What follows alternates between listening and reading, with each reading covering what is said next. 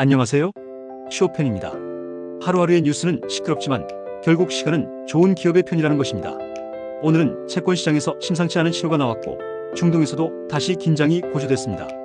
여기에 AI 업계에 의미 있는 실적 소식까지 차분히 짚어드리겠습니다. 지금 바로 같이 공부해 보시죠. 렛츠 쇼타임. 먼저 지난밤 마감한 뉴욕 증시부터 보겠습니다. S&P 500 지수는 전일 대비 0.5% 내린 7,747로 마감했습니다.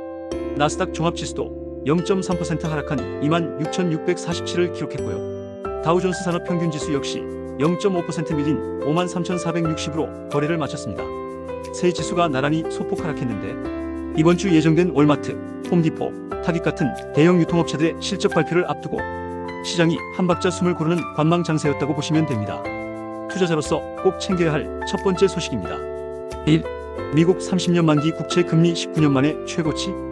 미국 30년 만기 국채 금리가 연 5.3%까지 올라 2007년 이후 약 19년 만에 최고치를 기록했습니다. 이게 왜 중요하냐면 30년물 금리는 시장이 앞으로 수십 년간의 물가와 재정 부담을 어떻게 내다보는지 보여주는 지표입니다. 이 금리가 이렇게 오른다는 건 투자자들이 장기적인 인플레이션 압력이나 미국 정부의 재정 적자 부담을 예전보다 더 무겁게 보고 있다는 신호입니다. 장기 금리가 오르면 주식, 특히 먼 미래 이익을 지금 가치로 끌어와 평가하는 성장주와 AI 관련주의 밸류에이션에는 부담으로 작용합니다. 장기 투자자 입장에서 이런 소식은 지금 당장 성장주를 팔아야 한다는 신호가 아닙니다. 다만 앞으로 채권과 주식의 상대적 매력이 조금씩 달라질 수 있다는 걸 염두에 두시고 포트폴리오 안에서 금리에 민감한 종목의 비중이 너무 쏠려 있지는 않은지 점검해 보시는 계기로 삼으시길 권해드립니다. 2. 미국과 이란 60일 휴전 사실상 종료로 국제유가 상승. 지난 6월 미국과 이란이 맺었던 60일짜리 휴전 MOU가 만료되면서 양측 모두 연장에 부정적인 입장을 밝혔습니다. 이란은 외교적 해법이 불발되면 방어 위주에서 전면 공세로 전환할 수 있다고 경고했고 트럼프 대통령도 이란과의 휴전을 연장하지 않겠다고 못 박았습니다. 이 소식에 국제유가는 급등해서 브렌트유는 배럴당 90달러를 다시 넘어섰고 서부 텍사스 산원유 WTI도 배럴당 84달러 선까지 올랐습니다. 지정학적 긴장이 다시 고조되면 유가는 단기적으로 출렁일 수밖에 없습니다. 그리고 유가 상승은 인플레이션을 다시 자극할 수 있다는 점에서 앞서 말씀드린 장기 금리 상승과도 맞물려 있는 문제입니다. 물가와 금리 그리고 지정학 리스크가 한 방향으로 겹치고 있다는 걸 오늘 두 소식이 함께 보여주고 있는 셈입니다. 이런 뉴스가 나올 때마다 포트폴리오를 통째로 흔드실 필요는 없습니다. 다만 원자재나 에너지, 금처럼 지정학 리스크에 상대적으로 강한 자산을 일정 비중 들고 가는 것이 왜 필요한지 오늘 같은 뉴스가 다시 한번 알려주고 있습니다. 3. 엔트로픽 창사 이래 처음 분기 흑자. AI 기업 엔트로픽이 2021년 창사 이래 처음으로 분기 영업이익 흑자를 냈다고 투자자들에게 밝혔습니다. 2분기 매출은 115억 달러 이상으로 집계됐는데 이는 지난해 같은 기간의 14.6배에 달하는 규모이고 직전 1분기와 비교해도 2배 넘게 늘어난 수치입니다. 기업용 AI와 코딩 도구 수요가 성장을 이끌었고 회사는 2028년 매출이 1,900억에서 2,000억 달러에 이를 것이라는 전망까지 투자자들에게 제시했습니다.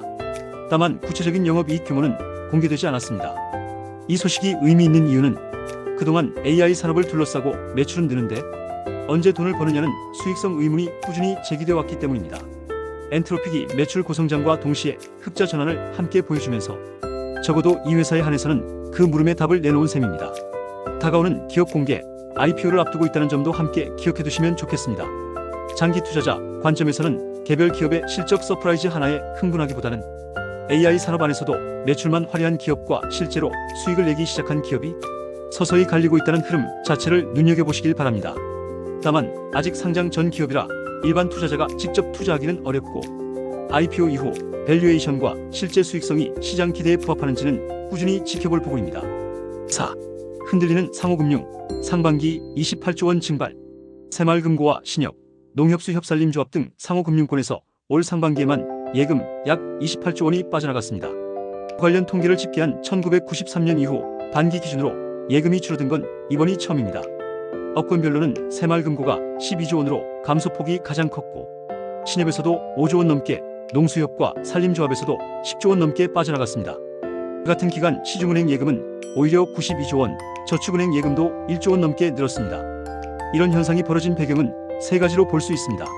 첫째, 코스피 지수가 상반기에만 100% 넘게 급등하면서 상호금융에 있던 여윳돈이 대거 증시로 옮겨가는 머니무브가 있었습니다. 둘째, 상호금융의 큰 장점이었던 비과세 혜택이 축소되면서 총급여 7천만 원이 넘는 조합원의 예탁금에는 이제 5% 세율이 붙게 됐습니다.